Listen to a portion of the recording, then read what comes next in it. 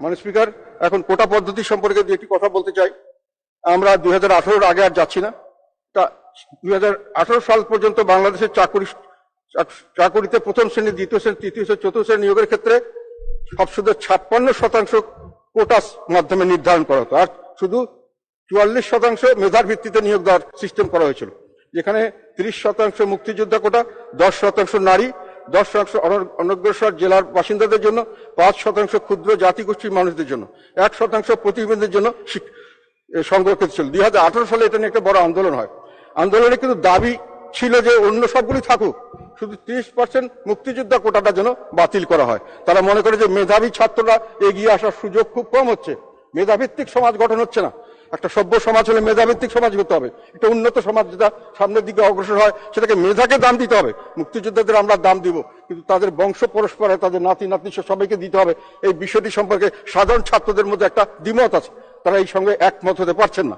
তো কিন্তু 2018 সালে এই দাবির মুখে আমাদের সরকার থেকে ঘোষণা দেওয়া হয় যে প্রথম শ্রেণী এবং দ্বিতীয় শ্রেণীর জন্য সবগুলি বাতিল। এটা কিন্তু দাবি ছিল না, দাবি ছিল শুধু মুক্তিযোদ্ধা বাতিল, বাকিগুলো থাকবে, এবং তৃতীয় চতুর্থ শ্রেণীতে পূর্বের নাই সকল কথা আছে। যাই হোক, এটা এইভাবেই সেটেল হয়ে গেছিল, সবাই ওইভাবে চলছে। এখন হঠাৎ করে দেখা গেল যে 2021 সালে একটা কেস হয়েছিল, যার রায় কয়েকদিন আগে, কোথাও 5ই জুন হয়েছে। সেখানে বলা হয়েছে যে ওই আগের কোটাটি বহাল থাকবে। এর ফলে ছাত্রদের মধ্যে আবার একটা সমস্যা সামনে আসছে, এবং তারা মনে করছে যে সরকার যদি এটা সঠিকভাবে অ্যাপিল না করে, এটা যদি বহাল হয়, তাহলে তারা এর সঙ্গে একমত হতে পারছেন না।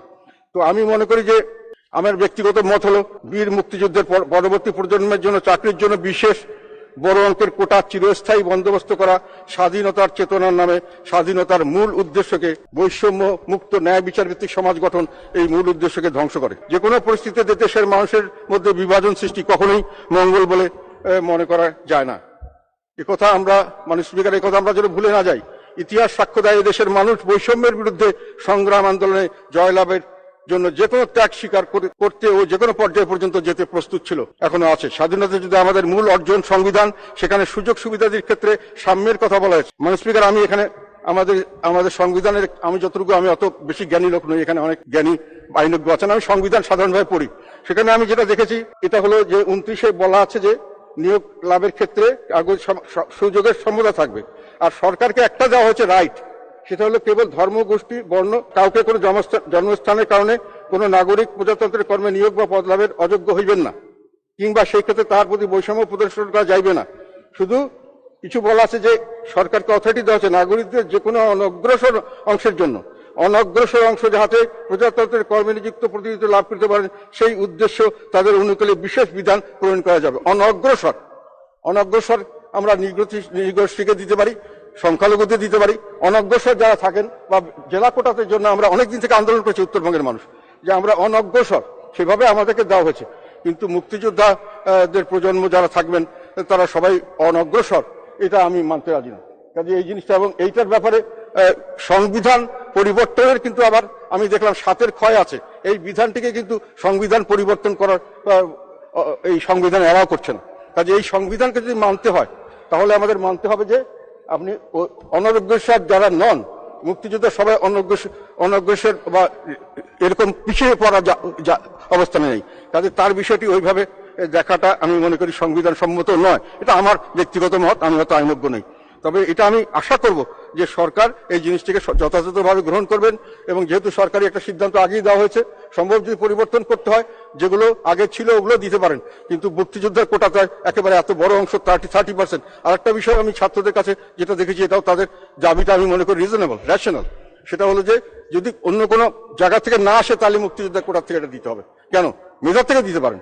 মেধা তো আমাদের প্রথম দরকার, মেধা, তারপরে তো অন্য কিছু। দেশকে সামনে এগিয়ে যেতে হবে, সামনের বিশ্ব তো আমাদের এই সেন্টিমেন্টের উপর থাকবে না, আমাদের কম্পিটিশন করতে হবে, সারা বিশ্বের সঙ্গে আমাদের প্রতিযোগিতায় যেতে হবে। সেখানে মেধাকে যদি আমি প্রাধান্য না দিই, তাহলে আমি প্রতিযোগিতা করবো কিসের বেশি? তো সেই কারণে আমি মনে করি সরকারকে আমরা অনুরোধ থাকবো যে এই বিষয়টি যেন তারা আইন, যেটা কেস হয়েছে, এটা যেন যেটা অ্যাপিল হবে, এবং আমরা আশা করব এই অ্যাপিলের মাধ্যমে কিছু একটা সুফল আসবে। বাংলাদেশের মানুষরা দীর্ঘদিন থেকে, এই 1000 বছর থেকে সংগ্রাম করে আসছে একটা, সেই সংগ্রামটা ছিল বৈষম্যের বিরুদ্ধে সংগ্রাম।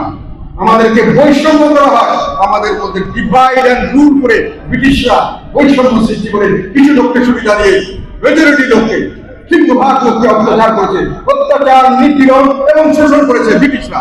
এর থেকে বাঙালি এর থেকে মুক্তি পাইতে পাওয়ার জন্য বাঙালি আন্দোলন করেছে। বাঙালিরা পাকিস্তান সৃষ্টিতে বড় একটা ভূমিকা রেখেছে, কেন তারা জানতো যে ব্রিটিশরা যখন ডিভাইড অ্যান্ড রুল করে, আমরা থেকে বাঁচতে হলে ব্রিটিশদেরকে এই দেশ থেকে বিদায় দিতে হবে, বৈষম্য থেকে মুক্তি নিতে হবে। বৈষম্যের সঙ্গে আসে অত্যাচার, নিপীড়ন, অনাচার, সেগুলো থেকে বাংলাদেশের মানুষ মুক্তি চেয়েছিল। সেই জন্যই বাংলাদেশের মানুষ পাকিস্তান আন্দোলনে পাকিস্তানকে সমর্থন করেছিল। কিন্তু পরবর্তীকালে যখন দেখা গেল সেখানে এসে পাকিস্তানিরা সেই ডিভাইড অ্যান্ড রুল, পাকিস্তানের মধ্যে আমাদেরকে ডিভাইড করে আমাদেরকে নিম্ন গোত্রে নামিয়ে দেওয়া হলো, তাদের কিছু লাঠিয়াল বাহিনী তৈরি করা হলো, প্রশাসনকে নিয়ে তারা ঝাঁপিয়ে পড়ে আমাদেরকে অত্যাচার, নিপীড়ন, নির্যাতন এবং আমাদেরকে দারিদ্র্যের সীমার নিচে সবসময় থাকতে বাধ্য করা হলো। তখন বাঙালি স্বাধীনতার জন্য প্রথমে চাইল সাহিত্য শাসন, তারপরে স্বাধীনতার জন্য সংগ্রাম করল।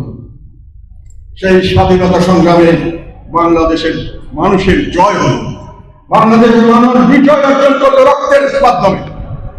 কিন্তু এই ডিভাইড অ্যান্ড রুল, বর্তমান আওয়ামী লীগ এসে আবার ডিভাইড অ্যান্ড রুল শুরু করে দিয়েছে। ডিভাইড অ্যান্ড রুল, তারা সমাজকে বিভক্ত করেছে। তারা সমাজকে বিভক্ত করেছে একটা শাসক শ্রেণী, তারা এই দেশকে তাদের ব্যক্তিগত এবং পারিবারিক সম্পত্তি মনে করে। তারা আইনের ঊর্ধ্বে শুধু নয়, তারা নিজের পছন্দ মতো আইন তৈরি করে এবং নিজের পছন্দ মতো সেগুলোকে প্রয়োগের ব্যবস্থা করে সাধারণ জনগণের উপর। সেই আইনকে তারা বাস্তবায়ন করে নিজেদের স্বার্থে। এই শাসক শ্রেণী আর একটা ডিভিশন করেছে, তারা হলো পিওর আওয়ামী লীগ। সেগুলো এটাকে যদি প্রথম থেকে যদি আপনার কোনো শ্রেণীগত না রাখেন, এরা শাসক, এরা অ্যাবক, তাহলে এগুলো ফার্স্ট ক্লাস সিটিজেন হলো পিওর আওয়ামী লীগ এবং তাদের লাঠিয়াল বাহিনী, অনুগত লাঠিয়াল বাহিনী, অনুগত প্রশাসন, অনুগত আইন শৃঙ্খলা বাহিনী। সেখানে লোক ঢুকাতে দরকার, সেখানে তাদের অনুগত মানুষ দরকার। এই যে ব্রিটিশদের মতো যাদেরকে লেলিয়ে দিয়ে সাধারণ জনগণকে শোষণ এবং নিপীড়ন, নির্যাতন করবে, এই বৈষম্য সৃষ্টি করার জন্য, এটাকে কার্যকরী করার জন্য তাদের একটা প্রশাসন দরকার। আর দ্বিতীয় শ্রেণী হলো ইম্পিওর আওয়ামী লীগ। আওয়ামী লীগের মধ্যে এখন দুইটা ভাগ হচ্ছে না, তাদের সংগঠিত প্রশাসন, এটা হলো গাজাল আওয়ামী লীগ। এইটা হলো একটা ক্লাস, আর তার নিচে যেটা থার্ড ক্লাস সিটিজেন। এটার মধ্যে আমরা সবাই আছি থার্ড ক্লাস সিটিজেন। বাংলাদেশের মধ্যে আমাদের কোনো অধিকার নেই, আমাদের ছেলেমেয়েরা কোনো চাকরি পাওয়ার দরকার নেই, ব্যবসা বাণিজ্যের দরকার নেই, আমরা বেঁচে থাকার কোনো দরকার নাই। শুধু সাফ করতে হবে শাসক শ্রেণীকে এবং এক নম্বর যারা সিটিজেন, প্রথম শ্রেণীর সিটিজেন এবং দ্বিতীয় শ্রেণীর সিটিজেনকে সার্ভ করতে হবে। এই সার্ভিসের জন্য যে প্রশাসনিক ক্যাডার দরকার, অত্যন্ত অনুগত প্রশাসনিক ক্যাডার দরকার।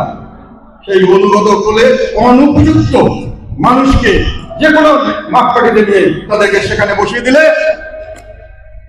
তারা সেই কাজটি করতে পারবে। তাদের জন্য একটা দরকার আছে এবং এইটার জন্যই কোনো অ্যাসিস্ট্যান্টটা করা হয়েছিল। এখন যদি যেহেতু এটাকে বাধাগ্রস্ত হয়েছে, মানুষ জনগণ ঢুকে দাঁড়িয়েছে এবং সংবিধান সম্মত নয়, সংবিধান পরিবর্তনের বা সংশোধনের কোনো উপায় নেই, সংবিধানে সেই রকম ব্যবস্থা রাখা হয়নি। কাজেই এখন মামলা চলে গেছে। অনেকেই আশঙ্কা করছেন এখন আইন নিয়ন্ত্রণ, আইনের বাস্তবায়ন নিয়ন্ত্রণ কিভাবে হয় সেটি দেখার অপেক্ষা আমরা আছি। অনেকে এই ব্যাপারে আশঙ্কা করছে। আমি আশাবাদী হতে চাই, আমি মনে করতে চাই যে আমাদের দেশের মানুষ এখনো বিবেকশীল, এখনো এই জিনিসগুলিকে দেখবে। আর যারা আন্দোলন করছে তাদেরকে আমি বলতে চাই, বাংলাদেশের এই বিভাজনের বিরুদ্ধে, এই বৈষম্যের বিরুদ্ধে আন্দোলনে আমাদের জাতীয় শহীদ মিনার সমস্ত এইরকম বৈষম্যের বিরুদ্ধে আন্দোলন এবং সংগ্রামের আত্মাহতির প্রতীক। এবং বর্তমানে আওয়ামী লীগ সরকার প্রভাবনা করছে, ঘরে ঘরে শহীদ মিনার করছে। ওই শহীদ মিনারে দাঁড়িয়ে বলে বৈষম্যের মুক্তি চাই আমরা আওয়ামী লীগের এই বৈষম্য মানি না। ওই বৈষম্যের কাছে ওই শহীদ মিনারে দাঁড়িয়ে আন্দোলনের ঘোষণা, ওইটাই সব শহীদ মিনার, ওইটাই হয়েছিল বৈষম্যের বিরুদ্ধে যুদ্ধের শহীদ। বৈষম্যের বিরুদ্ধে আত্মত্যাগের প্রতিষ্ঠিত প্রতীক আর আমাদের জাতীয় স্মৃতিসৌধ হল বৈষম্যহীন ন্যায় বিচার ভিত্তিক নিজস্ব জনগণের নিজস্ব দেশ গড়ার প্রত্যয়। সেখানে গিয়ে শপথ নেন আমরা নিজেদের একটি দেশ চাই যেখানে বৈষম্য থাকবে না, যেখানে মানুষের ভেদাভেদ থাকবে না, সেখানে মেধার ভিত্তিতে সরকারি হবে, উপযুক্ততার ভিত্তিতে আমাদের দেশ পরিচালিত হবে এবং উপযুক্ততার ভিত্তিতে দেশটা সামনে এগিয়ে যাবে। আমরা এই ইংরেজদের মতো এখানকার শাসক শ্রেণীর পেট ভরার জন্য, তাদের অন্যায় অবিচারকে মানার জন্য আমরা কোন রকম সাহায্য দিব না।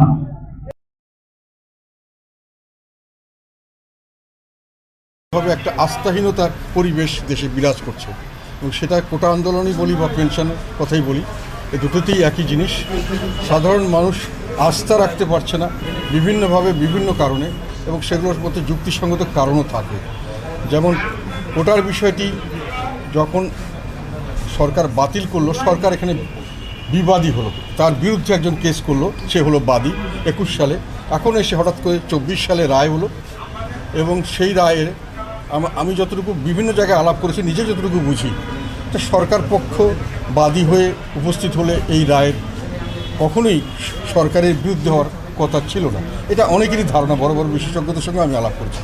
তার মানে মানুষের মধ্যে একটা সন্দেহ বা শঙ্কা সৃষ্টি হয়েছে যে সরকার বাদী হিসাবে প্রত্যক্ষ বা পরোক্ষভাবে, বিবাদী হিসাবে প্রত্যক্ষ বা পরোক্ষভাবে বাদীকে সমর্থন দিয়েছেন কিনা, বা এই কোটা পুনর্বহালের সরকারের সায় আছে কিনা। এবং এই বিষয়টি পরবর্তীকালে যখন আবার একই কারণে যখন দেখা গেল যে সুপ্রিম কোর্টে গিয়ে ওই রায়টিকে স্থগিত করা হলো না, ওটা রাখা হলো, যদিও এটাও স্বাভাবিক, যে কোনো আইনি প্রক্রিয়া এটা হতে পারে, হয় অনেক সময় হয়, তথাপি মানুষের মধ্যে একটা আশঙ্কা হলো যে এটাকে ঝুলিয়ে দেওয়া হলো কিনা, মানে রায়টা বহাল রাখা হলো, সুপ্রিম কোর্ট সময় নিয়ে এটাকে দীর্ঘ দিন পর্যন্ত ঝুলিয়ে ইতিমধ্যে এই কোটার মাধ্যমে নিজস্ব লোকজনকে, যেটা কথা হচ্ছে যে মুক্তিযোদ্ধাদের এগুলো তেমন নয়, এটা সাধারণ মানুষের ধারণা বা স্টুডেন্টদের কাছে আমি যা শুনেছি, এটা বিভিন্নভাবে বিভিন্ন লোককে মুক্তিযোদ্ধার নাম বলে বা না বলে তাদের আত্মীয়স্বজন সহ নিজস্ব লোক একেবারে যারা অন্ধভাবে আনুগত্য করবে বর্তমান সরকারের লাঠিয়াল বাহিনী হোক বা যেভাবে প্রশাসনে, সেই ধরনের মানুষকে নিয়ে আসার জন্য, সামনে নিয়ে আসার জন্য এই কোটা সিস্টেমটাকে ব্যবহার করা হচ্ছে। এবং সেখানে এই ধরনের সিস্টেমটা আবার চালু হতে পারে। এটা সেই কারণেই প্রশ্নটা হলো যে এই জন্যই ছাত্ররা এখনও আন্দোলন করে যাচ্ছে যে সরকার যেন সত্যিকার অর্থে এই চাপের মুখে হোক আর যেভাবে হোক, যেন তাদের কথাগুলো সঠিকভাবে শোনার অর্থ হলো তারা যেন সঠিকভাবে তাদের বক্তব্যগুলো মামলার সময় দিয়ে দেয়। কেননা মামলায় যদি এখন বিবাদী যদি বাদীকে চ্যালেঞ্জ না করে বা এমনভাবে করে যে বাদী সত্য বা ঠিক, তাহলে তো সেই মামলায় জেতার সম্ভাবনা থাকে না। বর্তমান সরকার এটা অতীতে আরও কিছু কিছু কেসে করেছে, বিভিন্নভাবে এই ধরনের একটি আশঙ্কা জনগণের মধ্যে আছে। আর একই কথা আমি সংসদেও এটা বলেছি, যেমন পদ্মা সেতু নিজস্ব অর্থায়নে, আমি এটা সংসদে বলেছি, আমাদের দেশের যে অর্থ সরকার যে অর্থ রাজস্ব থেকে আয় করে, সেই অর্থ দিয়ে কোনো প্রজেক্ট করতে পারে না। কাজে নিজস্ব অর্থ বলতে যদি শুধু আমাদের রাজস্ব আয় হয়, একটি প্রজেক্টও আমাদের নিজস্ব প্রজেক্ট অর্থায়নে হয় না। যেগুলো প্রজেক্ট হচ্ছে সবগুলো আমরা দেশি এবং বিদেশি ঋণে করি। পদ্মা সেতুর ব্যাপারে যেটা হয়েছে সেটা হলো সরাসরি ওয়ার্ল্ড ব্যাংক ঋণ দিতে চেয়েছিল একটি খুব সুবিধাজনক শর্তে, আমরা সেটা না নিয়ে তাদেরকে বিদায় করে দিয়ে আমরা অনেক অসুবিধাজনক শর্তে সরকার অনেক ঋণ করেছে বিদেশ থেকে, অনেক বেশি পার্সেন্টেজ, 6%, 10% এক একজন এক এক কথা বলে, সেই টাকার থেকে পদ্মা সেতুকে টাকা দিয়ে অর্থায়ন করা আছে। নাহলে পদ্মা সেতুর এখন কিস্তি দিচ্ছে কেন? যদি ঋণই না হয় নিজের, তা কিস্তি দেবেন কেন, সুদ দেবেন কেন? তো সরকার তাকে ধার দিয়েছে। সরকারের এই টাকাটা সরকার মানুষের থেকে, অন্যান্য দেশ থেকে, বিদেশ থেকে নিয়ে এসছে না। সেখানে ওয়ার্ল্ড ব্যাঙ্কও আছে, সেখানে অন্য সমস্ত সংস্থাও আছে। কাজে ওয়ার্ল্ড ব্যাঙ্কে একেবারে ধাক্কা দিয়ে ছড়িয়ে দিয়েছি, সেটাও ঠিক নয়। তো এগুলো কতগুলো আমাদের দেশের মানুষকে বিভিন্নভাবে এক একটা কথা বলে, এক একটা নাটক করে আমাদের দেশের মানুষকে বিভ্রান্ত করা হচ্ছে। আমি মনে করি মুক্তিযুদ্ধ করা সম্পূর্ণ বাতিল করা উচিত। আর অন্য যে কথা নারী কোটার কিছু রাখতে পারে, তবে সেগুলো সম্পর্কে কিছু গাইডলাইন দেওয়া উচিত। সব নারী পশ্চাৎপদ নয়। আবার প্রতিবন্ধীদের জন্য কোটা থাকা উচিত। আর আরেকটা হলো তোমার নারী প্রতিবন্ধী, আর একটা হলো ডিস্ট্রিক্টের জন্য কোটা যদি দিতে হয়, সেগুলো আমার মনে হয় পুনর্বিবেচনা করা উচিত, আবার সার্ভে করা উচিত, একটা কমিশন করে এটা করা উচিত। তার আগে পর্যন্ত আমি মনে করি প্রতিবন্ধী বা আর নারী, এটা দুটো ছাড়া বাকি কোটাগুলো এখন এইভাবে ডিস্ট্রিক্ট কোটা আরও রিকনসিডার করা উচিত, কোন সময় কোন ধরনের লোককে দিতে হবে, টার্মস অ্যান্ড কন্ডিশন একটা কমিশন করে এগুলো ঠিক করতে পারে। মুক্তিযুদ্ধের কথা দেওয়ার কোনো জাস্টিফিকেশন আমি মনে করি নেই বর্তমান প্রেক্ষাপটে, মোটেই আমি এটা দেখি না। মুক্তিযোদ্ধার সন্তান তারা মুক্তিযোদ্ধা নয়, আর মুক্তিযোদ্ধার সন্তানের বাবারাও যে মুক্তিযোদ্ধা এটা নিয়ে জনগণের মধ্যে বিভ্রান্তি আছে, সবাই তাও নাও হইতে পারে।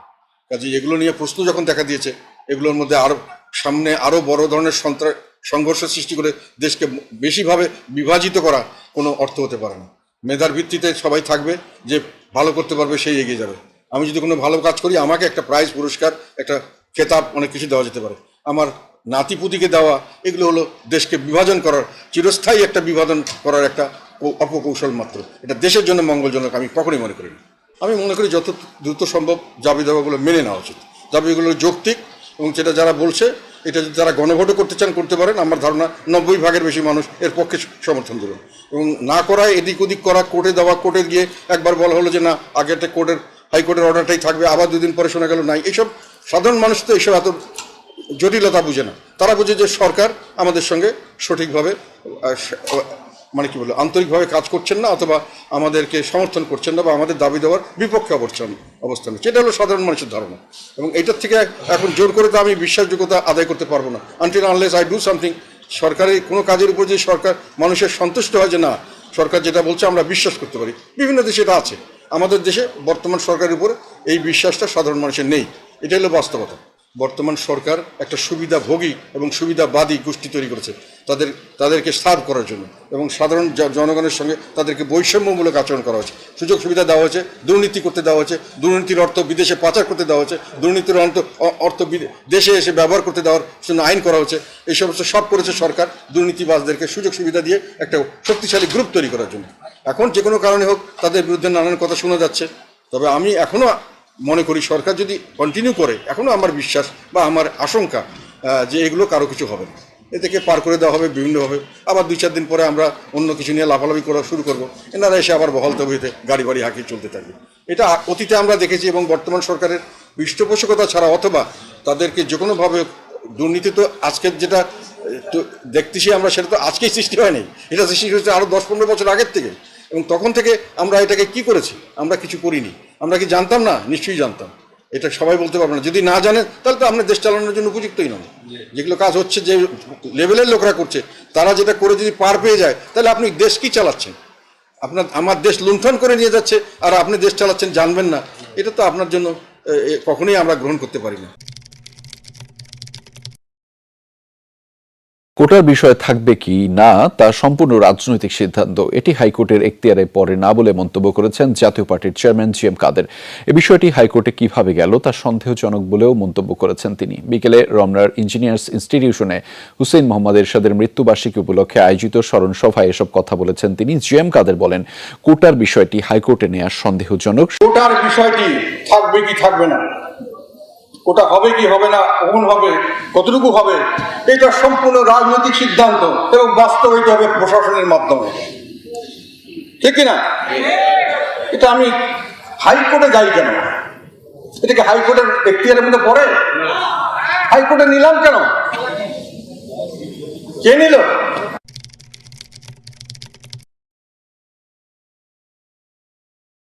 জরুরি অবস্থা ঘোষণা করা হয়নি, কারফিউ দেওয়া হয়েছে। আইন শৃঙ্খলা পরিস্থিতি একেবারেই ভেঙে পড়েছে।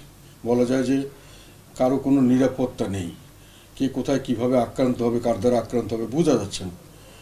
তো এটার থেকে এখন সর্বোচ্চ শক্তি নিয়োগ করার চেষ্টা করছে সরকার। প্রথমে নিজস্ব বাহিনী, তারপরে আইন শৃঙ্খলা রক্ষা বাহিনী, পুলিশ, র্যাব, এরপরে আসলো বিজিবি। এখন হাতে আছে শুধু একটি জিনিস, সেনাবাহিনী, তাকে ব্যবহার করা হচ্ছে। তো সেনাবাহিনী ব্যবহার করে আশা করি, এবং আমরা সবাই তাকিয়েছি দেখার জন্য কি হয়। সিচুয়েশনটা যদি একটা স্বাভাবিকত্বে আসে তাহলে সামনের দিকে হয়তো কিছু একটা করা যেতে পারে। আর যদি তারপরেও নিয়ন্ত্রণে না আসে তাহলে কি হবে সেটা একেবারেই অনিশ্চিত। এবং আমার কাছে এই ধরনের অনিশ্চয়তাটা মানুষকে ভীতির জন্ম দেয়, একটা ভয়াবহ সিচুয়েশন সৃষ্টি হতে পারে। আইন শৃঙ্খলা ভেঙে পড়লে মানে যেটা বলা যায় যে আমাদের ফরাসি বিপ্লবের সময় বাস্তিল দুর্গের পতন, এবং তারপরে যেটা হয়েছে, মানুষের কারো কোনো কন্ট্রোল থাকে না। গিলোটিন আবিষ্কার করে যারা মৃত্যুদণ্ড দেওয়া হচ্ছিল, সেই লোক আবিষ্কারকে পরে গিলোটিনের মাথা দিতে হয়েছে। কোনো নিয়ম কানুন কিছু থাকে না, ন্যায় অন্যায় তেমন কিছু একটা থাকে না তখন। তো আমরা ওই ধরনের পরিস্থিতিকে যাচ্ছি কিনা আমি জানি না। আমি এটা শুধু আমার উদ্বেগের কথা বললাম, যে এখন পর্যন্ত যেটা দেখতে পাচ্ছি, একেবারে সেনাবাহিনী নামানোর পরেও বিভিন্ন জায়গায় এখনও বিক্ষিপ্তভাবে সংঘর্ষ চলছে। অনেক জায়গায় নিয়ন্ত্রণ করতে পারছেন না সরকার। তো এটার একটা বড় সমস্যাটা সৃষ্টি করা হয়েছে একেবারে হাতে ধরে, কিছুটা দাম্ভিকতা অথবা নিজের জেদের বশবর্তী হয়ে। হঠাৎ করে কোটা ব্যবস্থা, যেটার বিরুদ্ধে সব দেশের সব মানুষ একত্রিত হয়েছিল এবং সরকার মেনে নিয়েছিল, সেটাকে পুনর্বহাল করার জন্য হাইকোর্টের একটা রায় আসলো, এবং সেই রায়টার পরবর্তীতে সরকারের বিভিন্ন গুরুত্বপূর্ণ মহলের বক্তব্য, বিবৃতি, কার্যক্রম এবং তাদের পরবর্তীকালে যে ছাত্র সংগঠনের যে সন্ত্রাসী কাজ, সবগুলো মিলিয়ে একটা জিনিস পরিষ্কার বোঝা গেল যে এটাকে আবার পুনর্বহালের জন্য সরকার উদ্গ্রীব, এবং এটাতে সরকারের একটা কিছুটা ইন্ধন আছে। এটা সাধারণ মানুষের মধ্যে একটা এই ধরনের ধারণা সৃষ্টি হলো। তার থেকে যে এমনিতেই মানুষের বিভিন্নভাবে কিন্তু বিক্ষুব্ধ ছিল, দীর্ঘদিন থেকে মানুষের বৈষম্যের শিকার, বঞ্চনা, অন্যায়, অত্যাচারের শিকার, সারা দেশময় মানে একেবারে করাপশনে ভেসে গেছে, দুর্নীতি, অনিয়ম, অব্যবস্থা, কোনো দিকে কোনো নিয়মকানুন কাজ করছে না। একটি শ্রেণীর মানুষ মানে হাজার হাজার লক্ষ লক্ষ কোটি টাকা দেশে বিদেশে পাচার করছে, রাখার জায়গা নেই।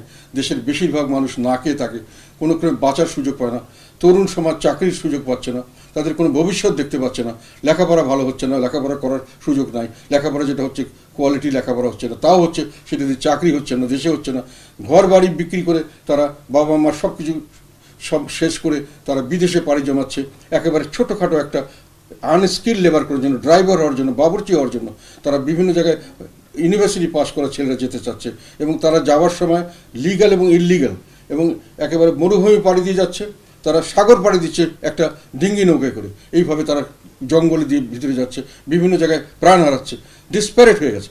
এই জনগোষ্ঠী যখন তাদের সামনে এটা এই যে পুঞ্জীবিত ক্ষোভ, এটা একটা আমি ধারণা করি সমুদ্রে ভাসমান একটা পাহাড়ের মতো, বরফের পাহাড়, যেটার সামান্য কিছু দেখা যায়। তো ওই সামান্য কিছুটা হলো ওই কোটার অংশটা আমরা দেখেছি, এবং এখানেই শেষ পর্যন্ত এসে এখানেই ট্রিগারটা মানে অন হয়েছে, এখানেই সুইচটা অন হয়েছে, এবং এরপর থেকেই আস্তে আস্তে সমস্ত বিক্ষুব্ধ মানুষ এক হয়ে গেছে যে এটার উপরে বেসিস করে যে সরকার এটাকে করলো, আবার এটাকে যেভাবে দমন নিপীড়ন করতে চাচ্ছেন, এটার পক্ষে যেভাবে দাঁড়াচ্ছেন এবং যেভাবে দাম্ভিকতা নিয়ে এগিয়ে যাচ্ছেন, মানুষের কাছে ভালো লাগেনি। তারা প্রতিবাদ করলো, এবং প্রতিবাদের ভাষা, তাদের ভাষাটাকে একেবারে অহিংস প্রতিবাদকে যেভাবে সহিংসতার সঙ্গে একের পর এক মোকাবেলা করা হলো, তখন মানুষে একেবারে দেওয়ালে পিঠ ঠেকে গেছে এরকম মনে করলো।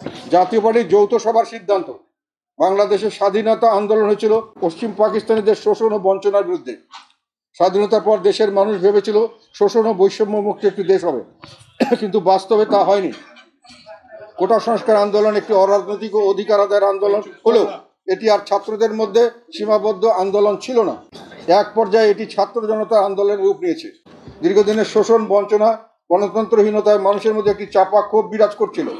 শিক্ষার্থীদের অহিংস আন্দোলনের উপর অত্যাচার শুরুর পর থেকে তাদের রক্ষা করার জন্য জনগণও তাদের সাথে নেমে পড়ে। ছাত্রদের উপর নিষ্ঠুর নির্যাতন, অসংখ্য ছাত্রকে হত্যা করা হয়েছে, আহত করা হয়েছে তার চেয়ে অনেক বেশি। এমন স্বতঃস্ফূর্ত আন্দোলন আমরা অতীতে দেখিনি। এমন বর্বর ও নিপীড়নমূলক হত্যাকাণ্ড জাতি কখনো প্রত্যক্ষ করেনি, যার কারণে এই আন্দোলনে স্কুল ছাত্র থেকে শুরু করে সর্বস্তরের জনগণের অংশগ্রহণ করতে দেখা যায়। যৌথ সভার সিদ্ধান্ত সমূহ ভালো করে শোনো। 1.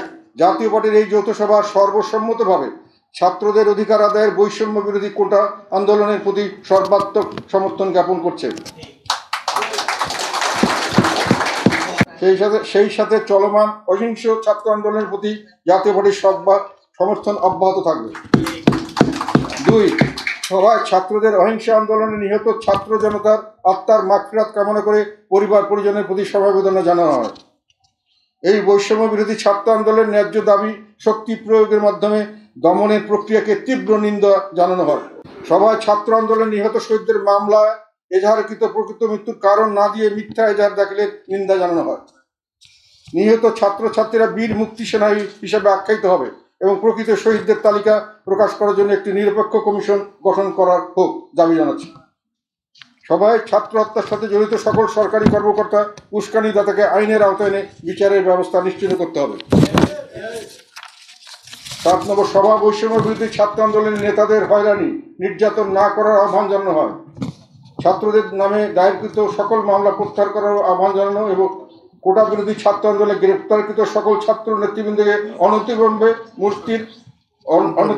মুক্তির দাবি করা হয়। জাতীয় পার্টির এই সভা ছাত্র আন্দোলনে নিহতের পরিবার পরিজনকে সম্মানজনক ক্ষতিপূরণ প্রদান ও আহতদের সুচিকিৎসার দাবি করছে। এই সভা অনতিবিলম্বে দেশের ইন্টারনেট সহ সকল সামাজিক যোগাযোগ মাধ্যম সমূহ খুলে দেওয়ার আহ্বান জানাচ্ছে। এই সভা সরকারি বিভিন্ন গুরুত্বপূর্ণ স্থাপনায় হামলায় উদ্বেগ প্রকাশ করা হয়। সভা মনে করে কেপিআই ভুক্ত স্থাপনা সহ অন্যান্য গুরুত্বপূর্ণ স্থাপনাসমূহের নিরাপত্তা প্রদানের দায়িত্ব সরকারের। সরকার এই দায়িত্ব পালনে ব্যর্থ হয়েছে। এই দায় সরকার এড়াতে পারে না। সভা মনে করে অনতিবিলম্বে দেশের সকল শিক্ষা প্রতিষ্ঠান খুলে দিতে হবে। সেই সাথে প্রকৃত ছাত্রদের হল প্রশাসনের মাধ্যমে নিরাপত্তার ব্যবস্থা করতে হবে এবং ক্যাম্পাসের নিরাপত্তা নিশ্চিত করতে হবে। এটা হলো আমাদের আজকের সিদ্ধান্ত। আমরা সবাই একমত আছো?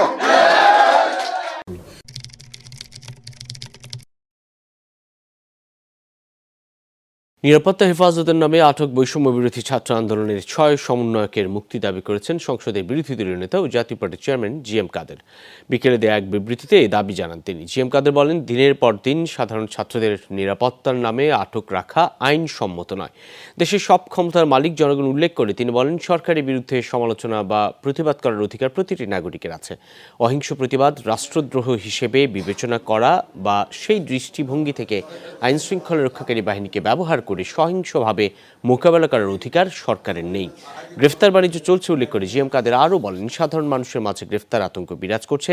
দেশের মানুষ যেন আতঙ্কের রাজ্যের বাসিন্দা।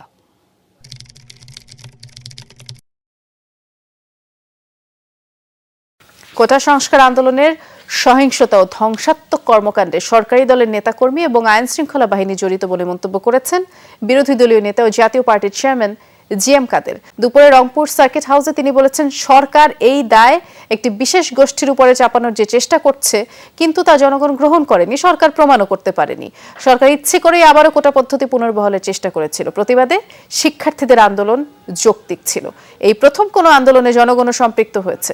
এ সময় তিনি আবু সাইদকে শহীদ বীর সেনানী হিসেবে উল্লেখ করে কোটা আন্দোলনে শিশুসহ নিহতদের জন্য গভীর শোক প্রকাশ করেন।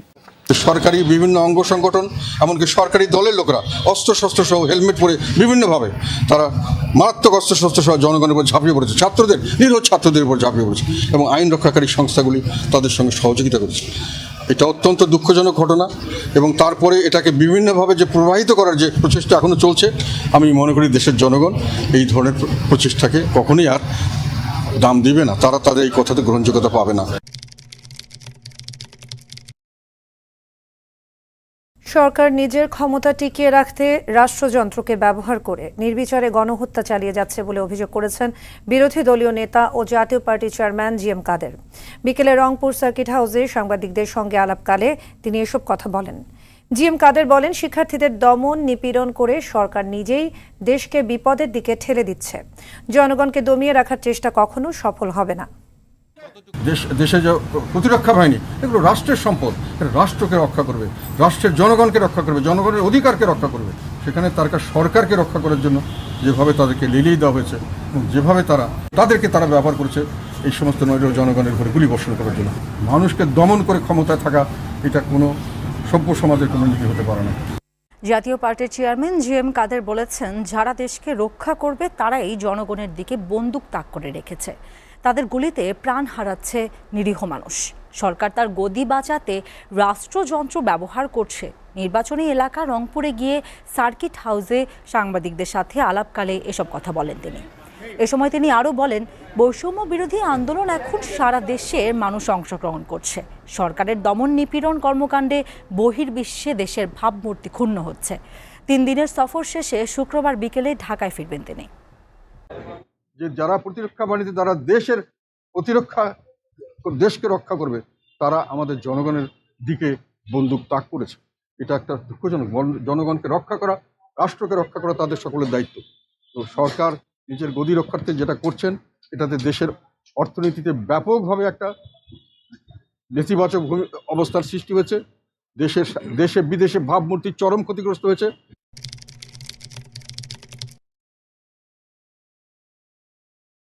বৈষম্য বিরোধী আন্দোলনে পুলিশের গুলিতে শহীদ বেগম রোকেয়া বিশ্ববিদ্যালয়ের শিক্ষার্থী আবু সাইদের কবর জিয়ারত করেছেন জাতীয় পার্টির চেয়ারম্যান ও সংসদের বিরোধী দলীয় নেতা জিএম কাদের। বৃহস্পতিবার বিকেলে নেতাকর্মীদের সাথে নিয়ে পীরগঞ্জে আবু সাইদের গ্রামের বাড়িতে গেলে কান্নায় ভেঙে পড়েন নিহত সাইদের মা এবং স্বজনরা। জাতীয় পার্টির চেয়ারম্যান শোকাহত পরিবারটিকে সান্ত্বনা জানিয়ে তাদের পাশে থাকতে প্রয়োজনীয় সহযোগিতার ঘোষণা দেন। পরে শহীদ আবু সাইদের কবরের সামনে দাঁড়িয়ে ফাতিহা পাঠ এবং তার রুহের মাগফিরাত কামনায় মোনাজাত করেন। এ সময় দোয়া ও মোনাজাত পরিচালনা করেন রংপুর সিটির মেয়র মুস্তাফিজুর রহমান মোস্তফা। দোয়া শেষে জিএম কাদের বলেন, শুধু বাংলাদেশের ইতিহাসে নয়, বিশ্বময় ইতিহাসে জায়গা করে নিয়েছে রংপুরের বীর সন্তান আবু সাইদ। পরে তিনি আরও বলেন, রাজপথে অজস্র গুলি করে নিরীহ মানুষ হত্যায় র্যাব, পুলিশ, বিজিবির অভাব না ঘটলেও রাষ্ট্রের গুরুত্বপূর্ণ স্থাপনাগুলো রক্ষায় সরকারের কোনো প্রতিরোধমূলক ব্যবস্থা দেখা যায়নি। এসব কর্মকাণ্ডে সরকার রাজনৈতিক ফায়দা হাসিলে কোনো গোপন ইন্ধন আছে কিনা তা নিয়েও এখন জনগণের মাঝে উঠেছে। বাংলাদেশ টেলিভিশন ভবন, এটাকে বলা হয় কি পয়েন্ট ইনস্টলেশন, KPI, এগুলো রক্ষণাবেক্ষণ করা একটা সরকারের বড় দায়িত্ব। তো ওখানে গোলাগুলি করে কোনো লোক মারা যায়নি, পুলিশ এখানে কোনো বাধাও দেয়নি। কাজে এখানে সরকারের কোনো রকম ইন্ধন আছে কিনা এই ধরনের মানুষের মধ্যে একটা প্রশ্ন জাগে অনেক সময়।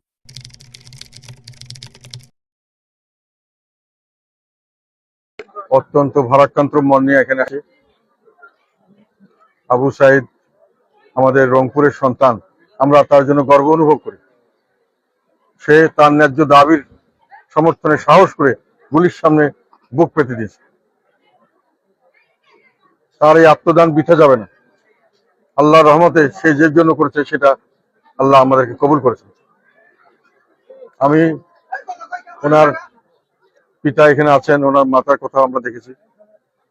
আল্লাহ ওনাকে এই শোক সইবার শক্তি যেন দেয়। এত বড় শোক আমার মনে হয় কোনো মানুষের জীবনে এর চেয়ে বড় আর শোক হতে পারে না।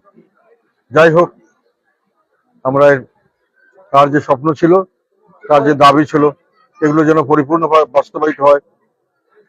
সে যে বাংলাদেশের জন্য জীবন দিয়েছে, আমরা যেন সে ধরনের বাংলাদেশ সামনে গঠন করতে পারি, এটি আমরা চেষ্টা চালিয়ে যাবো। এটি আমাদের আপনাদের কাছে আমাদের প্রতিজ্ঞা, এটি আমাদের আপনাদের কাছে বলার। আমরা এই কথাই আপনাদের দিতে এসেছি যে আপনার ছেলের জন্য আমরা গর্বিত। আপনার ছেলেকে আল্লাহ বেহেশত নসিব করুন। উনি শহীদের মর্যাদা লাভ করেছেন, আমি মনে করি। আল্লাহ ওনাকে বীর মুক্তি সেনা হিসাবে কবুল করেছেন। বাংলাদেশের ইতিহাসে ওনার নাম লেখা থাকবে, হয়তো পৃথিবীর ইতিহাসেও ওনার অবস্থান একদিন আসবে। কাজে আপনারা ওইদিকে দুঃখ করবেন না। ছেলে হারিয়েছেন, তবে ছেলে যথাযথ মর্যাদা পেয়েছে। ছেলের কারণে দেশ গর্বিত হয়েছে, আমাদের রংপুরবাসীরা গর্বিত হয়েছে। আমরা আল্লাহ আপনাদের সবাইকে রহমত করুক। আল্লাহ যেন তাকে সব দিক দিয়ে ভালো রাখেন, বেহেশতে রাখেন। বড় ভবিষ্যতে আপনাদের কোনো সমস্যা, কোনো কিছু হলে রাষ্ট্রীয় পক্ষ থেকে যাই হোক, আমরা আপনার ভাই, আপনার পাশে থাকবো। জাতীয় পার্টি এবং আমাদের নিজস্ব ব্যক্তিগত পক্ষ থেকে আমরা আপনাদের পাশে থাকবো। কোনো সময় কোনো সুবিধা অসুবিধা আমাদের সঙ্গে যোগাযোগ করবেন। ধন্যবাদ। চলবে। আসসালামু আলাইকুম।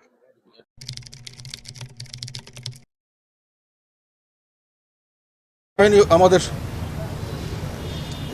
দেশে যে প্রতিরক্ষা বাহিনী, এগুলো রাষ্ট্রের সম্পদ। রাষ্ট্রকে রক্ষা করবে, রাষ্ট্রের জনগণকে রক্ষা করবে, জনগণের অধিকারকে রক্ষা করবে। সেখানে তার সরকারকে রক্ষা করার জন্য যেভাবে তাদেরকে লেলিয়ে দেওয়া হয়েছে এবং যেভাবে তারা একেবারে নির্বিচারে গুলি বর্ষণ করছে, হেলিকপ্টারের উপর থেকে গুলি বর্ষণ করেছে, তারা বিভিন্ন বহুতল বিশিষ্ট ভবনের উপর থেকে গুলি বর্ষণ করেছে এবং সেখান থেকে তারা গুলি বর্ষণ করেছে সাধারণ জনগণের উপরে। এবং বাচ্চা ছেলে মারা গেছে, গৃহিণীরা মারা গেছে, সাধারণ মানুষ যারা পথচারী তারা মারা গেছে। তারপরেও তাদের নিজস্ব পেটুয়া বাহিনী এবং সঙ্গে একই সঙ্গে পাশাপাশি এই আমাদের রাষ্ট্রীয় সম্পদ, আমাদের রাষ্ট্রের যারা কর্মকর্তাবৃন্দ, তাদেরকে তারা ব্যবহার করেছে এই সমস্ত নৈর জনগণের উপরে গুলি বর্ষণ করার জন্য। এবং এই নির্বিচারে গুলি বর্ষণের ফলে বেশিরভাগ ক্ষেত্রেই অনেক নিরীহ মানুষ, শিশু মারা গেছে, একেবারে 17 বছর 18 বছর বয়সের প্রচুর মানুষ মারা গেছে। সমস্ত মানুষ যারা মারা গেছে তাদেরকে কেউ সন্ত্রাসী হিসাবে চিহ্নিত করার কোনো সুযোগ পায়নি। এখন পর্যন্ত সরকার চেষ্টা করে তাদেরকে সন্ত্রাস হিসেবে প্রমাণ করতে পারেনি। কাজে এটা বোঝাই গেছে যে, তবে আমার প্রশ্ন হলো, এখানে এই নির্বিচারে গণহত্যা করা হলো কেন, কি, এবং এইভাবে নির্বিচারে এই জন্যই বলছি যে তারা যদি সন্ত্রাসী দমন করতে চায় তাহলে সন্ত্রাসীকে আগে তাদের সুনির্দিষ্টভাবে চিহ্নিত করতে হবে, তারপরেই না তাদেরকে প্রতিহত করার প্রশ্ন আসে। তখন তারা হেলিকপ্টার থেকে, তারা বহুতল বিশিষ্ট ছাদের উপর থেকে কিভাবে নিচে কে সন্ত্রাসী, কে ভালো মানুষ, কে পথচারী, কে শিশু, তারা কিভাবে বুঝবে? তো তার মানে হলো তারা এটাকে একটা ভীতিকর পরিবেশ সৃষ্টি করে দমন নিপীড়নের মাধ্যমে তাদের মতামত চাপিয়ে দেওয়ার চেষ্টা করছে, এবং সেই পরিস্থিতি থেকে এখনও দেশ উদ্ধার হয়নি। এখন পর্যন্ত সেই পরিস্থিতি চলছে। আমাদের জন্য এটা দুঃখজনক যে যারা প্রতিরক্ষা বাহিনীতে, যারা দেশের প্রতিরক্ষা, দেশকে রক্ষা করবে, তারা আমাদের জনগণের দিকে বন্দুক তাক করেছে। এটা একটা দুঃখজনক। জনগণকে রক্ষা করা, রাষ্ট্রকে রক্ষা করা, তার সরকার নিজের গদি রক্ষার্থে যেটা করছেন, এটাতে দেশের অর্থনীতিতে ব্যাপকভাবে একটা নেতিবাচক অবস্থার সৃষ্টি হয়েছে। দেশে বিদেশে ভাবমূর্তির চরম ক্ষতিগ্রস্ত হয়েছে। এমনি দেশের অর্থনৈতিক পরিবেশ অত্যন্ত নাজুক ছিল। সরকারের উচিত ছিল এই অর্থনৈতিক পরিবেশ যাতে করে সঠিকভাবে ম্যানেজ করা যায়, তার জন্য সকলকে সহযোগিতা নিয়ে দেশকে এগিয়ে নিয়ে যাওয়া। সরকার এই সময় এই রাজনৈতিক অস্থিরতা তৈরি করে আবার আমাদের দেশের অর্থনীতিকে নিচের দিকে নামিয়ে নিচ্ছেন। এখন অর্থনীতির কারণেই সাধারণত সামাজিক অস্থিরতা হয়। এই অর্থনীতির শোচনীয় হচ্ছে, আরও রাজনৈতিক অস্থিরতা সামনে বাড়বে, আবার দমন নিপীড়ন হবে, আবার অর্থনীতি তার জন্য ক্ষতিগ্রস্ত হবে। এই যে একটা দুষ্ট চক্র তৈরি হয়েছে, এ থেকে বাংলাদেশের মানুষ সহসা রেহাই পাবে আমরা মনে করছি না। সামনে অর্থনীতি খারাপের দিকে যাবে, সামনে মানুষের জীবনযাত্রার মান খারাপের দিকে হবে, একই সঙ্গে রাজনৈতিক পরিস্থিতি উত্তপ্ত হবে। সারা বিশ্বে আমরা সন্ত্রাসী জাতি অথবা আমাদের বিভিন্নভাবে আমাদের ভাবমূর্তি ক্ষুণ্ণ হবে, বিভিন্নভাবে আমরা বিভিন্ন আন্তর্জাতিক মহলে আমাদের দুর্নাম আসবে, আমাদেরকে বিভিন্নভাবে মানুষে কলঙ্কিত করবে। আজকে একটা বড় অর্জনের দিন। নতুনভাবে মুক্তিযুদ্ধ, সেই মুক্তিযুদ্ধে আমরা জয়ী হয়েছি। আমাদের তরুণ সমাজ তারা মুক্তিসেনা হিসাবে বীরের বেশে আমাদের সবাইকে উদ্ধার করে নিয়ে গেছেন।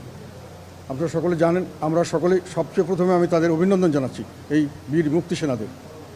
আর যারা নিহত হয়েছেন তাদের আত্মার মাগফিরাত কামনা করছি, তাদের প্রতি গভীর শ্রদ্ধা জানাচ্ছি। যারা আহত হয়েছেন তাদের প্রতিও আমার সমবেদনা এবং আমার অভিনন্দন। আল্লাহ তাদেরকে দ্রুত আরোগ্য দিন, এটা আমি আল্লাহর কাছে প্রার্থনা করছি। তারা যেন সুস্থ শরীরে আবার আমাদের দেশ গড়ার কাজে এগিয়ে আসতে পারে, সেই জন্য আল্লাহ যেন তাদেরকে তৌফিক দেন, সেটাও আমি তার কাছে আজকে চাচ্ছি, তার কাছে দোয়া চাচ্ছি। আমরা দীর্ঘদিন থেকে এই বাঙালি জাতি বৈষম্যের বিরুদ্ধে সংগ্রাম করেছে।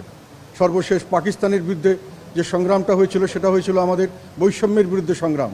বাঙালি জাতিকে তারা বিভিন্নভাবে বৈষম্যের শিকার করা হয়েছিল। আমরা বিভিন্নভাবে তাদের থেকে অনেক কিছুতে বঞ্চিত হচ্ছিলাম। তার ফলে আমাদের আন্দোলন সংগ্রাম, 21শে ফেব্রুয়ারি শহীদ দিবস হয়েছিল বৈষম্যের বিরুদ্ধে সংগ্রাম। ভাষাকে বৈষম্যের একটি অস্ত্র হিসাবে ব্যবহার করে আমাদের রাষ্ট্রভাষাকে, আমাদের মাতৃভাষাকে রাষ্ট্রভাষা না করায় যে চক্রান্ত করা হয়েছিল, আমরা রক্ত দিয়ে সেটাকে রুখে দিয়েছিলাম। পরবর্তীকালে 6 দফার আন্দোলন, এটা হয়েছিল বৈষম্য বিরুদ্ধে আন্দোলন। এবং যখন পাকিস্তানি হানাদার বাহিনীরা এটা মানল না, তখন আমরা স্বাধীনতার জন্য যুদ্ধ করলাম, আমরা রক্ত দিলাম। কী জন্য? একটা নতুন নিজস্ব দেশের, বাঙালি জাতির একটা নিজস্ব দেশ হবে, বৈষম্যমুক্ত দেশ, এটা ন্যায় বিচার ভিত্তিক সমাজ হিসাবে গঠন করবে, সেখানে আমাদের গণতান্ত্রিকভাবে সে দেশ পরিচালিত হবে। এটাই ছিল আমাদের কামনা বাসনা। কিন্তু আমরা লক্ষ্য করলাম বর্তমান আওয়ামী লীগ সরকার ক্ষমতা আসার পর থেকে দীর্ঘ এই 14 বছর 15 বছর ধরে তারা সর্বতভাবে চেষ্টা করেছে যে এই বৈষম্যটাকে আবার জিয়ে রাখার জন্য। তারা দেশের মধ্যে ভাগ করেছে আওয়ামী লীগ এবং জনগণ, এই ভাগ করে বিভিন্নভাবে মানুষকে বৈষম্যের শিকার করা শুরু করেছিল। এটা আমি বারংবার আমার বিভিন্ন বক্তব্য বিবৃতিতে দেশে সবখানে বিদেশে সবখানে আমি এটা তুলে ধরার চেষ্টা করেছিলাম, যেটা অন্যায়। এবং তারা একদলীয় শাসন ব্যবস্থা করে একটা কোটা লোক ধরে সারা দেশের মানুষের উপর একটা চাপিয়ে দেওয়ার, তাদের শাসন ব্যবস্থা চাপিয়ে দেওয়া, স্বৈরতান্ত্রিক একটা শাসন ব্যবস্থা চাপিয়ে দেওয়ার চেষ্টা করেছিল। তারা ন্যায় বিচার ভিত্তিক সমাজ ব্যবস্থা না করে অন্যায় অবিচার ভিত্তিক সমাজ ব্যবস্থা করেছিল। আইনের শাসন করে নেই, সেখানে দুষ্টের দমনের জায়গায় দুষ্টের পালন এবং শিষ্টের দমন করার ব্যবস্থা করেছিল। সেখানে আইনকে তারা এমন জায়গায় অবস্থান দিয়েছিল যে কিছু লোক আইনের ঊর্ধ্বে থাকবে সবসময়, এবং আইনের কার উপরে আইন প্রয়োগ হবে সেটাও শীর্ষ পর্যায়ের নেতৃবৃন্দ ঠিক করে শীর্ষ পর্যায় থেকে বলা হবে যে একে আইনের আওতায় আনা যাবে, নাহলে তারা আইনের উপরে থাকবে। তা সাধারণ মানুষকে তারা গরু ছাগলের মতো মনে করেছিল। এই বৈষম্যটা যখন প্রকটভাবে দেখা দিল বিভিন্ন ক্ষেত্রে। এই ছাত্ররাই প্রথমে এর প্রতিবাদ করেছিল যে আমরা চাকরির ক্ষেত্রে যে কোটা করা হয়েছে সেটা বাতিল করা হলো এই আন্দোলনের মুখে, আবার হঠাৎ করে কোর্টের অর্ডার দিয়ে এটাকে আবার আনার ব্যবস্থা করা হলো। এবং দেখা গেল যে এই জিনিসটাকে সরকার এখানে জড়িত। সরকার এখানে বিভিন্নভাবে আবার কোটা সিস্টেম চালু করে তাদের নিজস্ব লোকজনকে ঢুকিয়ে তাদের সেই কোটারি সিস্টেম, তাদের সেই একটা আওয়ামী লীগ গোষ্ঠী শক্তিশালী করার চেষ্টা করছে। সমস্ত প্রশাসন তাদের লোক দিয়ে ভরিয়ে নেওয়ার চেষ্টা করছে। তার বিপক্ষে তারা দাঁড়িয়েছিল। এবং আমি সর্বপ্রথম এটি আমার মনে হয় পার্লামেন্টের কনক্লুডিং সেশনে 30 জুলাই আমি বলেছিলাম এটা অন্যায় এবং এই বৈষম্যের বিরুদ্ধে যুদ্ধ, এবং এটা আমাদের জাতীয় পর্যায়ে এটা বারে বারে আমাদের যুদ্ধ করতে হচ্ছে। এই ছেলেগুলি আমাদের সাহস করে এগিয়ে এসছে। আমি মনে করি স্বাধীনতা, এই মুক্তি সংগ্রাম, মুক্তিযুদ্ধের চেতনা এটাই যে আমরা বৈষম্য মুক্ত সমাজ গড়ে তুলব। এবং এই মুক্তিযুদ্ধের চেতনায় আমরা যদি এটাকে আবার করি তাহলে স্বাধীনতা যুদ্ধের উদ্দেশ্য ছিল একটি বৈষম্য বিরোধী একটি দেশ তৈরি করা, যেখানে ন্যায় বিচার ভিত্তিক সমাজ থাকবে। এই আওয়ামী লীগ সরকার এটাকে মেনে নেয়নি। তৎকালীন সময় আমি তখনই বলেছিলাম যে এই ছেলেগুলি সাহস করে এগিয়ে এসছে, যেটা আমরা রাজনীতিবিদরা পারিনি, সারা সমাজ বিভিন্নভাবে চেষ্টা করেও আমরা পারিনি। আমরা এটাকে কোনো রকম এটাকে চির ধরাতে পারিনি। এই ছেলেগুলি নিঃস্বার্থভাবে এগিয়ে এসে তাদের সামনের বাংলাদেশ, তাদের কীরকম বাংলাদেশ তারা চায়, তারা সময় মেলে সবাইকে দেখিয়ে দিয়েছে। আমি এটা বারংবার বলেছি। তারপরে আমি 3রা জুলাই থেকে শুরু করে প্রতিদিন বলেছি এই বৈষম্য কোটা মুক্তির আন্দোলন এখন ছড়িয়ে গেছে। সাধারণ মানুষ বলছে আমরা বৈষম্যের শিকার হচ্ছি বিভিন্নভাবে, আমরা এর থেকে উদ্ধার চাই। সবাই এখানে একজোট হয়েছে এবং সবাই তাদেরকে সমর্থন করেছে। নানানভাবে এটাকে নানান খাতে প্রবাহিত করার চেষ্টা করা হয়েছে যে এটা বিভিন্ন সন্ত্রাসী গ্রুপ করছে, এইভাবে এই দল করছে, ওই দল করছে। আমি পরিষ্কারভাবে বারংবার বলেছি এগুলো সমস্ত মিথ্যা। সাধারণ জনগণের সঙ্গে জড়িত হয়েছে। সাধারণ জনগণ তাদের স্বার্থ দেখছে, তাদের বাচ্চা কাচ্চাদের মুখের দিকে তাকাচ্ছে, তাদের আত্মীয় স্বজনদের দিকে তাকাচ্ছে। সেখানে সেনাবাহিনীর লোক আছে, সেখানে আইন শৃঙ্খলা রক্ষা বাহিনীর লোক আছে, সব রকম লোক আছে। এখানে আপনার এটাকে এইভাবে দেখবার উচিত নয়। আপনারা বৈষম্যের যে করছেন এটাকে বাতিল করেন, যে কোনোভাবে হোক। আমরা চাই বৈষম্যমুক্ত সমাজ, যেটা ছাত্ররা চাচ্ছে সেটাকে মেনে নেন। যাই হোক, দীর্ঘদিন পরে তারা মানেননি, একটার পর একটা যে চাপিয়ে গেছেন। আমরা কিন্তু সর্বোত্তকভাবে সবসময় এটার পক্ষে ছিলাম এবং সবসময় এর পক্ষে আমরা কাজ করেছি। রংপুরে আমার কনস্টিটিউয়েন্সিতে সেখানে এখনও প্রায় 20-25টা ছেলে অ্যারেস্টেড হয়েছে এই আন্দোলনের সময়, আর তাদের প্রচুর মানুষের নামে মামলা করা হয়েছে, এখনও তারা পালিয়ে আছে। আমরা জাতীয় পার্টি বিভিন্ন জায়গায়, আমাদের ছাত্র সমাজ এখানে শহীদ মিনারে প্রোগ্রাম করেছে, বিভিন্ন জায়গায় করেছে, বিভিন্ন ডিস্ট্রিক্টে আমরা বলেছি আমরা পার্টির ব্যানারে যেতে পারবো না, কেউ যাচ্ছে না, কিন্তু তারা চাচ্ছে না। কিন্তু আমাদের লোককে আমরা বলেছি তোমরা তাদের সঙ্গে যুক্ত হও, দরকার হলে তোমরা ব্যানার নিয়ে আসো। তোমরা আমাদের যেগুলো আমাদের এই সংস্থা ছিল সহযোগী এবং সংস্থা, সেটার কারণে তারা কিন্তু যোগদান করেছে। আমরা সর্বাত্মকভাবে এই আন্দোলনের সঙ্গে ছিলাম, এখনও আছি, সবসময় থাকবো। এবং এটি আমরা মনে করি আমাদের সবচেয়ে বড় যুদ্ধ বাঙালি জাতির। সেই যুদ্ধে আমরা বারংবার পরাজিত হতে পারবো না। এইবার যে বিজয় ছিনিয়ে আনা হয়েছে এটা যেন সবসময় থাকে, এটাই আমাদের কামনা এবং এটি আমরা চেষ্টা করে যাব। এখন আমাদের আজকে মহামান্য রাষ্ট্রপতির সঙ্গে যে সংলাপ হয়েছে, সেখানে একটি সামনের দিকে অতি দ্রুত একটি কেয়ারটেকার তত্ত্বাবধায়ক সরকার ব্যবস্থা ওনারা কয়েক আলাপ আলোচনা করে তৈরি করবেন। তারা সামনের দিকে কিছু সময় পরে একটা নির্বাচন দিবেন। এবং আর একটা কথা হলো যে এই তত্ত্বাবধায়ক এবং আমাদের বিএনপির চেয়ারপারসন বেগম খালেদা জিয়াকে উনি মুক্তি দেবেন মোটামুটি। আর বাকি যারা বিভিন্নভাবে এখন মামলা মোকদ্দমায় জড়িত আছেন, সেগুলোর থেকে ওনারা যে এই 1 জুলাইয়ের পর থেকে যে মামলাগুলো হয়েছে, বেশিরভাগ ক্ষেত্রে এই সমস্ত কেসের সঙ্গে জড়িত, সেগুলো থেকে যারা বিভিন্নভাবে হয়রানির শিকার হচ্ছেন বা আটক আছেন বা যারা বিভিন্নভাবে পালিয়ে যাচ্ছেন, সবাইকে ছেড়ে দেওয়া হবে এবং মামলাগুলো উইথড্র করা হবে। এটা উনি এগ্রি করেছেন। তো সামনের দিকে আমরা থাকবো, আমরা জনগণের সঙ্গে সবসময় ছিলাম, জনগণের সঙ্গে সবসময় থাকবো। আর বর্তমান যেটা সবচেয়ে বড় সমস্যা হতে পারে, আমি অনেকবার এইরকম টেলিভিশনের সামনে বলেছি যে এইরকম ধরনের পতন যখন হয়, যখন ফরাসি বিপ্লব হয়েছিল, তখন কিন্তু বাস্টিলের যে প্রাসাদ, যখন আইন শৃঙ্খলা যখন ভেঙে পড়েছিল, তখন সাধারণ মানুষ যারা এই আন্দোলনের সক্রিয় সমর্থক ছিল, আন্দোলনের সঙ্গে জড়িত ছিল, তারাও অনেক কষ্টের সম্মুখীন হতো। তাদের অনেককে আবার গিলেটিনে তাদের মাথা কাটা হয়েছে। কাজে আইন শৃঙ্খলা সঠিকভাবে রাখতে হবে। একটা কথা মনে রাখবেন, আমাদের দেশের অর্থনৈতিক অবস্থা অত্যন্ত করুণ এই মুহূর্তে। আমাদের রিজার্ভ নেই, একেবারেই শূন্যের করে বলা যায়। আমাদের আয় কমে যাচ্ছে, আরও এক্সপোর্ট কমে গেছে, আরও কমে যাবে। আমাদের মধ্যে ইনভেস্টমেন্ট নাই, নতুন কোনো ইনভেস্টমেন্ট আসবে না, যারা ইনভেস্ট করেছে তারাও চলে যাচ্ছেন। বিভিন্নভাবে আমাদের অর্থনীতি এখন পঙ্গু হয়ে গেছে। আমাদের এখন মানুষের কাছে যদি আমরা ধার করতে চাই, সেটাও ধার অনেকে দিবে না। আমাদের রেটিং, যে রিস্ক অ্যানালাইসিসে আমাদের রেটিং এখন অনেক খারাপ, এবং আমরা যদি নিতে চাই অনেক বেশি সুদে নিতে হবে, অথবা পাওয়া যাবে না। তাদের হ্যাঁ, ফলে আমাদেরকে এটার দিকে দেখতে হবে। এটার জন্য একটা বড় জিনিসের দরকার, সেটা হলো আইন শৃঙ্খলা ঠিক রাখতে হবে। আইন শৃঙ্খলা ঠিক না হলে দেশ স্বাভাবিকভাবে চলতে পারবে না। স্বাভাবিকভাবে না চলতে পারলে দেশে বড় ধরনের সমস্যা সৃষ্টি হবে, অর্থনৈতিক সমস্যা, জিনিসপত্রের দাম বাড়বে, দুর্ভিক্ষ দেখা দিতে পারে, মানুষ না খেয়ে মারা যেতে পারে। এগুলো মনে রাখবেন। কাজেই আমরা সবাই দায়িত্বশীল হন, যে অর্জনটা আমরা অর্জিত হয়েছে সেটা যেন কোনো ক্রমেই হাতছাড়া না হয়ে যায়, কোনো ক্রমেই যেন এর সুফল থেকে জনগণের সামনে বঞ্চিত না হয়।